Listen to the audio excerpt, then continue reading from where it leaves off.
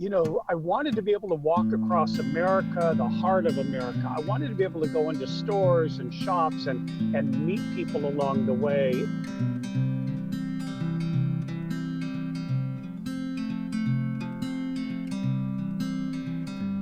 Hi everyone, welcome back to my next video. Today we have an update with my good friend Rob and Marvy, although I think we're only going to see Rob, and they are doing their epic walk across America.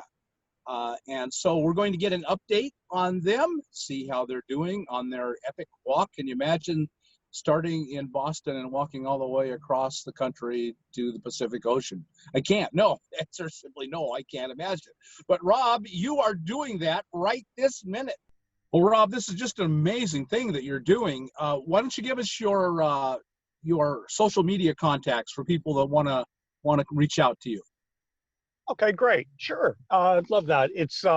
You can find us on YouTube, Instagram, all of our social media by simply Googling Rob and Marvy, Marvy. And you can find all of our social media right there. And if you do, reach out to us if you subscribe and let us know that you've seen this video on Bob's channel. Bring us up to date. What's going on? Yeah, I never thought I'd be walking through the plague when I started back in February, or when we had our initial time together in the California desert. Yeah, it was just a strange gradual transition, but things are going well. I'm healthy. I'm feeling pretty good. Yeah, at this point, I've walked over 1,100 miles, and I'm just a little west of Chicago. 1,100 miles, and you started mid-May? No, you didn't start in mid-May. When did you start? February 23rd. I started in downtown Boston. So you're a third of the way there. I'm a third of the way there. Yeah. So you've been on the road about 3 months, and Marvy is driving along in your van. You're sitting in your van now. And she is your support vehicle. You're doing all the walking. You're going to walk every mile. She won't. Is that correct? Yeah. You're going to walk every mile? Except for those occasional little stops where it's just absolutely not safe to do, and probably police wouldn't allow me to do it anyway. I might jump in the van and then go over that bridge or something. But yeah, for the most part, step by step the whole way. I've got the easy job. I'm walking. Marvy handles all of the logistics and the driving, and it talks about where we're going to stay for the night and things like that. So it's a team effort. And so on a bad weather day, do you just keep going?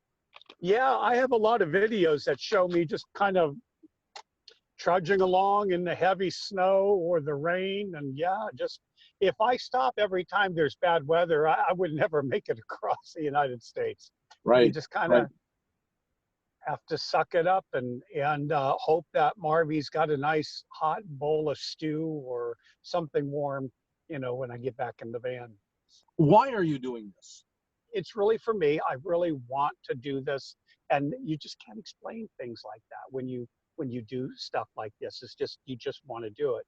And the other reason, and I have on our YouTube channel, Rob and Marvy, is, and I've done the interview with you, is that I'm trying to promote awareness for the Homes on Wheels Alliance .org group that you're a major part of, mainly because a lot of people who do walk across the United States, most people have tried to build awareness, whether it being for diabetes, veterans, homeless veterans, children with cancer. And I just thought what you're doing is addressing a niche that's very unique and often overlooked in our society, and I thought it would be a great thing to do. Right. Well, thank you very much. Yeah, that that it's that urge for adventure, and I think all humans share it. And why do they climb mountains? I mean, because it's there, and that's a silly answer, but it's the answer. Why do you walk across America? To see if you can see what's there. I wanted to be able to walk across America, the heart of America. I wanted to be able to go into stores and shops and meet people along the way. And even though the virus has really shut down a lot of this, Bob, you'd be amazed at how wonderful people have been. Absolutely wonderful. There's this enormous fear in our country that if you go out and you actually meet people and are exposed to them, that they will, you'll run into monsters. There'll be monsters and dragons out there. And what you go out there is find is wonderful, wonderful people. So that's been your experience. I've not run into one troll on the highway. I have not. I've run onto them on my YouTube. Of course, they're everywhere. But no, I've had people pull over, and I mean, I'm walking like a 30-degree angle in heavy wind and snow, and a guy pulls over, asks me if I want to ride, and I said no, unless you're going 3,000 miles, and he asked what I was doing, and I told him I was doing this on Social Security. And he says, I just won $200 on a lotto ticket. Let me give you 60 bucks. I can't say my experience is going to be the same if I wasn't walking across the country. I mean, I think if you just go up to a police department and go, hey man, can I like crash in the back of your parking lot? I don't know if it's going to be received that well. But since I am going up and saying, hey, I'm walking across the United States, I'm doing this, absolutely. They say, oh, sure, no problems. I've had the 1 o'clock in the morning knock on the door, and once they found out, everything was fine. However, most of the time, Bob, what I do is even if I stay like at a Walmart, once I get that permission, I always call the town I'm in, the police department or the sheriff's department, and I give them that spiel that I'm walking across America. I've just gotten authority to stay in the parking lot. And if they had any issues, if they wanted to let me know. Otherwise, I wanted to give them this consideration so they wouldn't have to answer a suspicious van call at 1 in the morning, because I know for police, that's not a pleasant thing to address. So when do you think you're going to finish at 20 miles? Say you can average 20 miles a day, or you average 15. Yeah, I don't want to pencil that out. My goal is just to get over the Cascades before the first big snow. Right, The that was great my thing thinking. about van life is I don't have to do anything I don't want to do. I mean, Marvin and we don't have to be somewhere at a job. We don't have to pay our mortgage once we get somewhere else.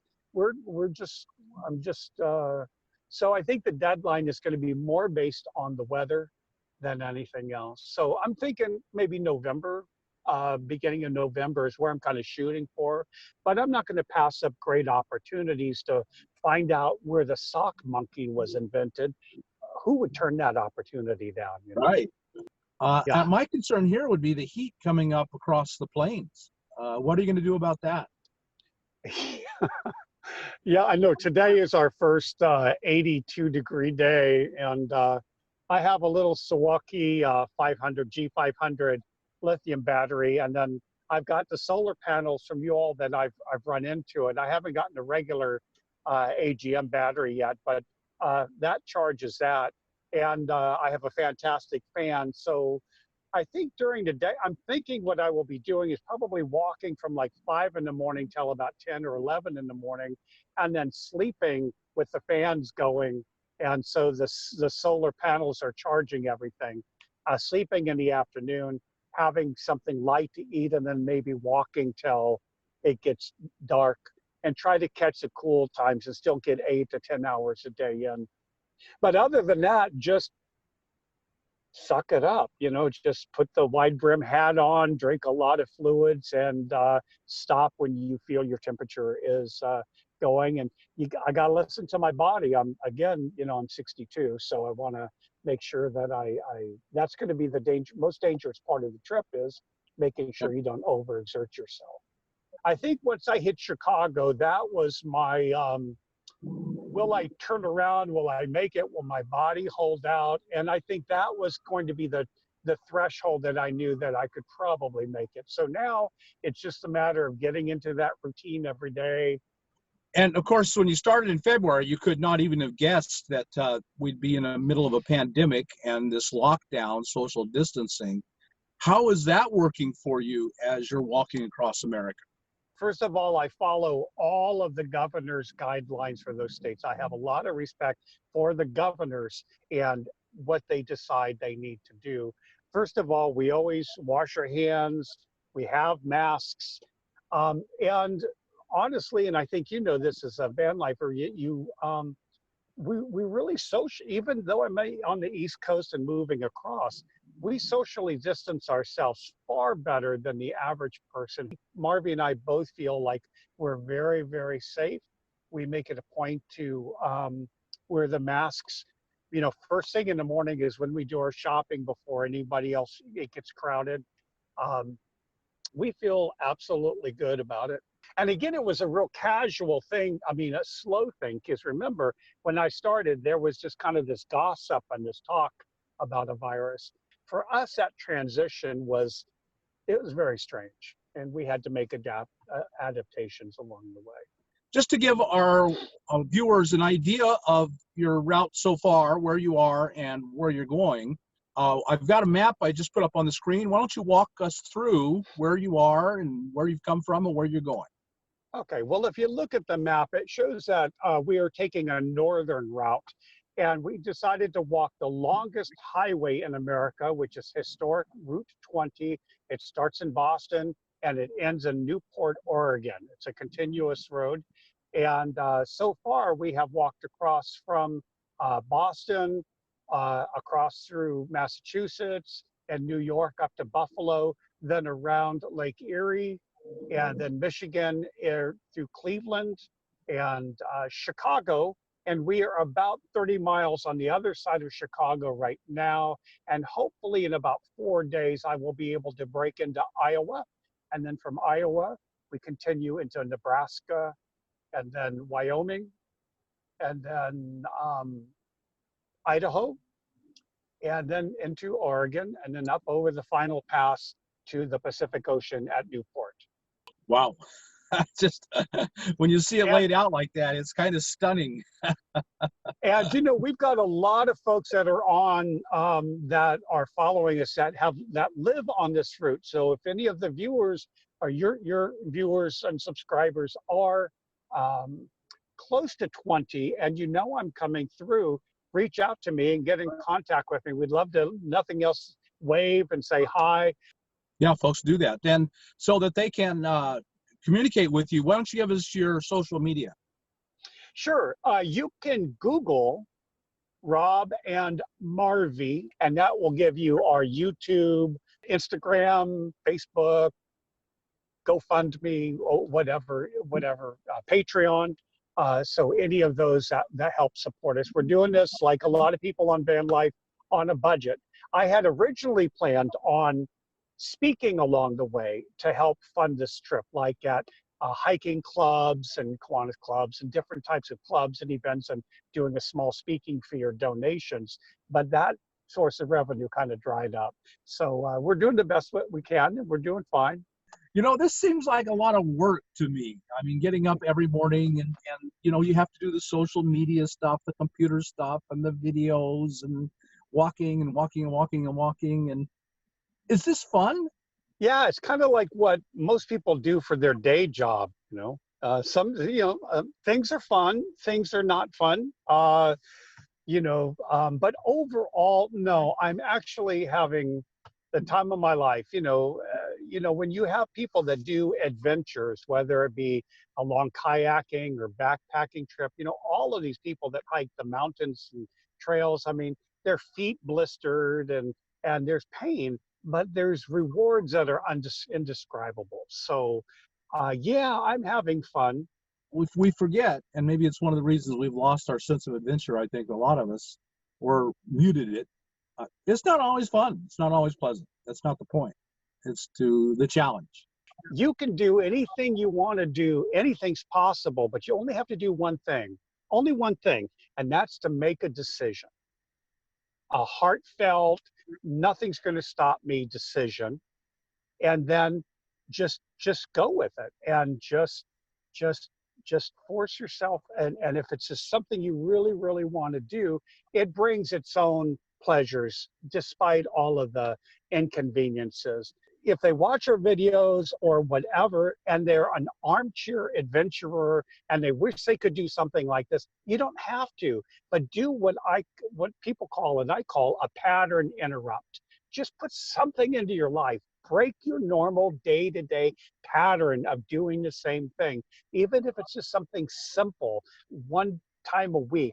Break a pattern that you've fallen into, and you'll be amazed at how your life changes, even if it's a little bit. You know, a life of adventure begins with a decision. I'm going to go do something.